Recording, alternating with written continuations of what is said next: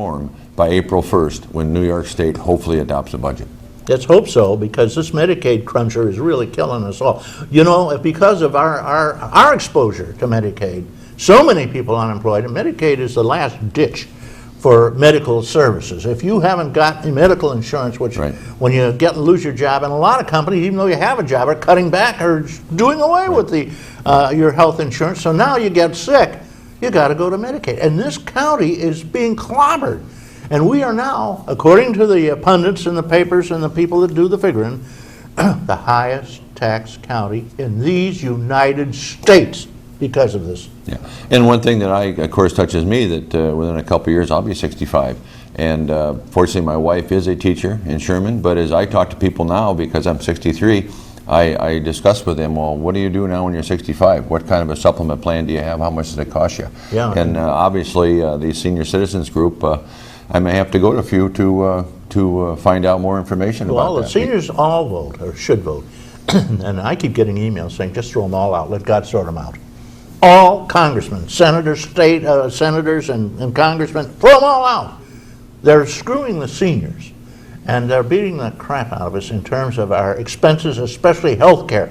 They dropped $500 billion, which is a load of money, last year out of our Medicare senior monies, and people who are don't have a, who are basically broken down. And also, they're planning to do it this year, and also on Medicaid, which is insanity. Right. Got a couple of calls. Let's take a call. Great. Another call. Good morning, caller. Thank you for waiting. Good morning. First off, I have to tell you that I had the distinct pleasure of going to Center Stage Christmas show last night, and I think it's the best they've ever had.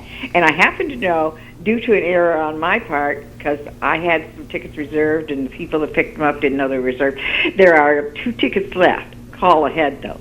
You will love it. I mean, it's so much fun watching these young people as they've grown up over the years and how much their talent has improved. And the little ones, there's just a whole bunch of little ones there this year, and they just did wonderfully. It made my day. And where is now, it, ma'am? This lady calls in all the time. All she talks about is Center Stage. It's a dance group over in Westfield. Okay. That's not true. That's not all I talk about. And I have a pertinent question for your guest. Okay. Good. You are speaking of Medicaid reform by the county, or I mean by the state. By the state. State. Yes, I'm sorry.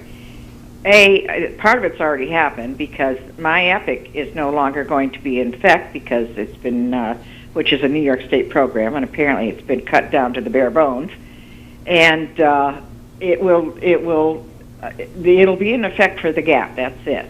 But since I don't ever get close to the gap, it won't affect me. But it was a wonderful program for seniors. It really was. Now, because of who I have my insurance with, it's not going to cost me that much more, but it is going to cost more. Yeah, we had somebody talking about that on the state level, and the state keeps telling us what a wonderful thing they've done with Epic. It's so much wonderful, more better. Cuomo saved $3 trillion or $2 to $3 trillion, but it's still better than ever. That's not true. That doesn't seem to sound. Yeah, if you cut out billions of dollars from the program, you wonder how it could be better. Well, it isn't. I'm telling you that we've lost Epic except for the gap thing. The donut hole, you mean? Yeah. Okay, that's when seniors spend over, I think, $2,500 or something on their prescription. Then they don't get any more money until they spend $5,000 or whatever it is. There's that hole.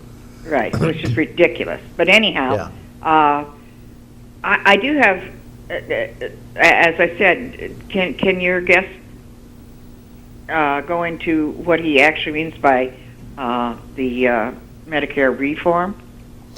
Well, it's not only that, ma'am, it's also some kind of mandate relief, because we also are looking for, we had NISAC, which is a statewide organization, came up with several different mandate relief coupled with the Medicaid reform. So that's the other part of the puzzle that we're adding this whole mandate relief to whom? Right.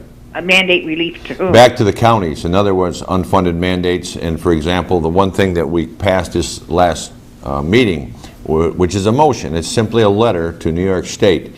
And as you know, the hydrofracking is going to possibly with the gas well drilling is going to be on the forefront here very quickly, I think, if New York State ever does approve hydrofracking and through the DEC.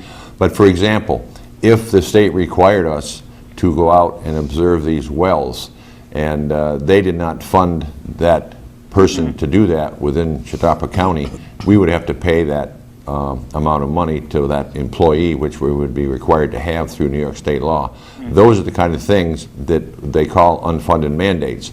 And those are the things that we cannot continue to absorb in this county. Isn't that half of what has happened is we have all these mandates from the state, like for the schools and so forth, and that originally they were funded and now they are no longer funded, but they're still there, and so we're supposed to still be doing them and coming up with the money from somewhere, which means higher school taxes, higher county taxes, that is correct, et cetera. But as Andy Goodell would tell you if he's sitting on this program also, some of those mandates do have partial funding. So I don't want to sit here and say that all of the mandates are unfunded. No, I didn't say all. I meant right. I want to make sure that we, yeah. But that's how we're exactly cutting right. the state budget is by not funding completely or not funding, period, mandates and so forth for schools and counties. The state is shifting taxes back to the county, right and left. Yep. And that's what we have to watch, and we have to be careful. Yeah, absolutely, absolutely. Okay. And, thank you very much, and I hope everyone has a wonderful, wonderful week coming ahead, and if I don't get to talk to anybody next week, I hope, well, I don't even know if you're having are you having the program next Saturday? We're having since it's New Year's Eve, and Christmas Eve, we're going to give everybody a rest for the next 2 weeks, but we're picking out the best programs of the year to run. Okay, well then let me take this opportunity to wish all your guests and you a wonderful, wonderful holiday season and a Merry Christmas and a Happy New Year. Well, thank you very much. And likewise. Thank you. Okay. Bye-bye. I think we just violated federal law again. What did we do? Christmas. Merry Christmas. She did.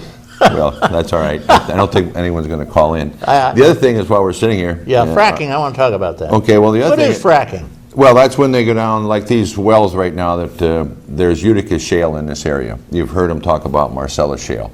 The Marcellus shale is down several thousand feet, so these wells are much deeper than the ones that are presently in the area.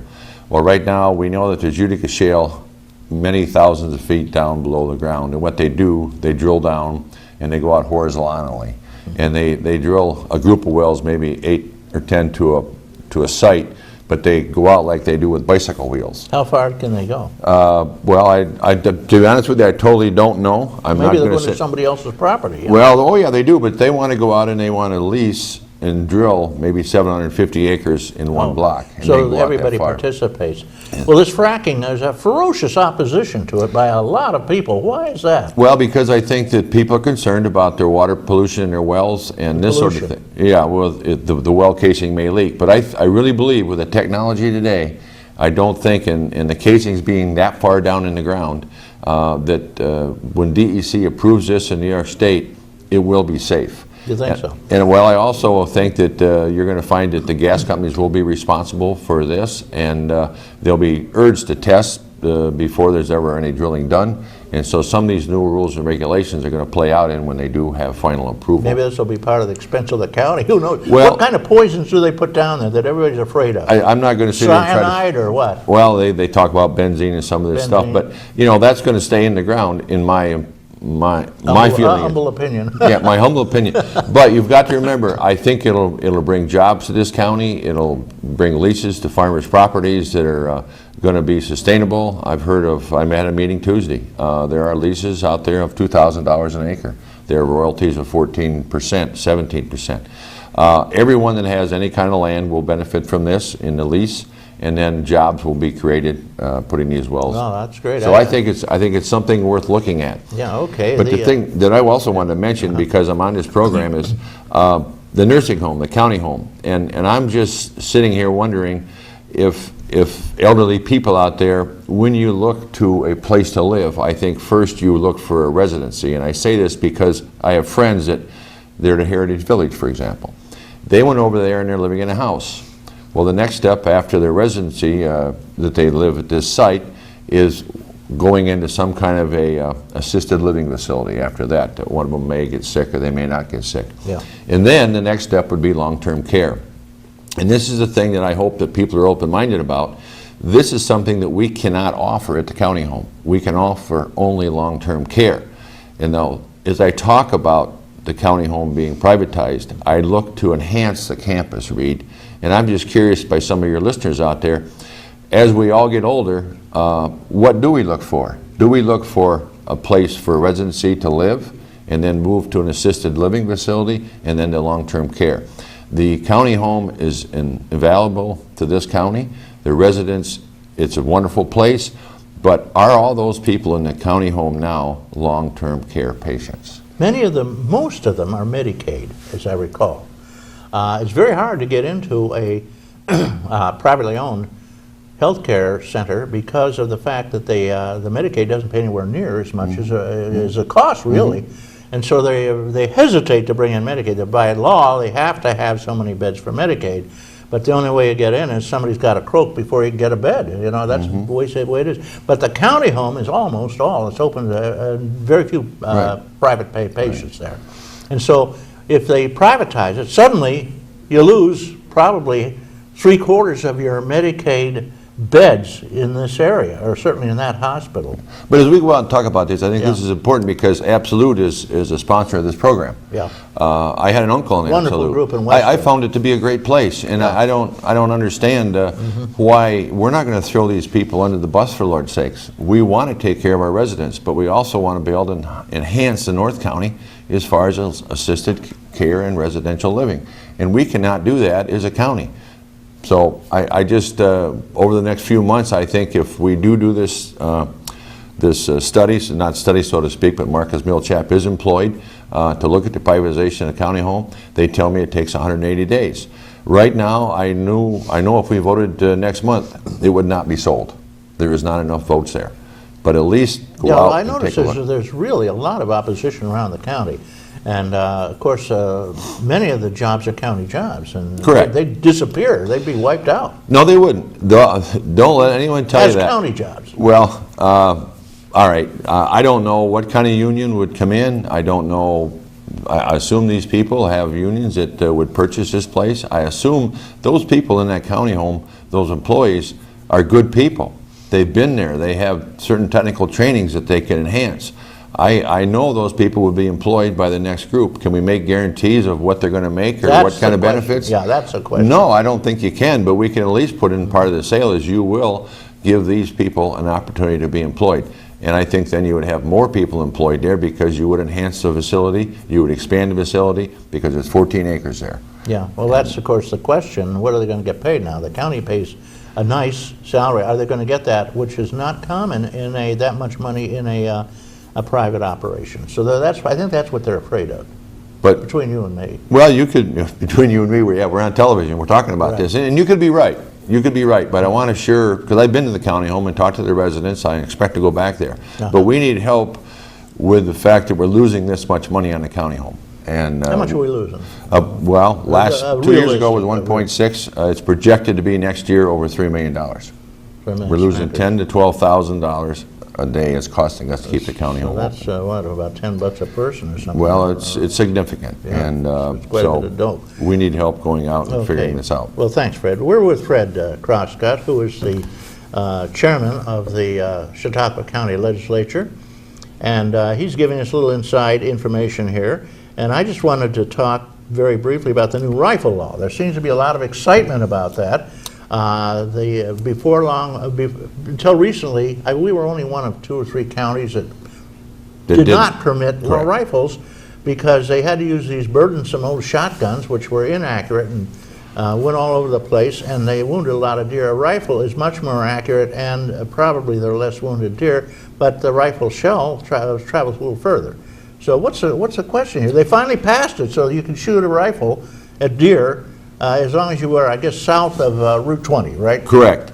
And there's been a lot of discussion about this, and as you recall, someone in Parliament was not in favor of this, so he never introduced the legislation at the state level. When Eddie Goodell became elected as assemblyman, He met with many sportsmen's group, and he put the bill forward, which was initially approved by New York State for 2 years. It will be looked at after 2 years. Andy Goodell has done research, and Senator Young and myself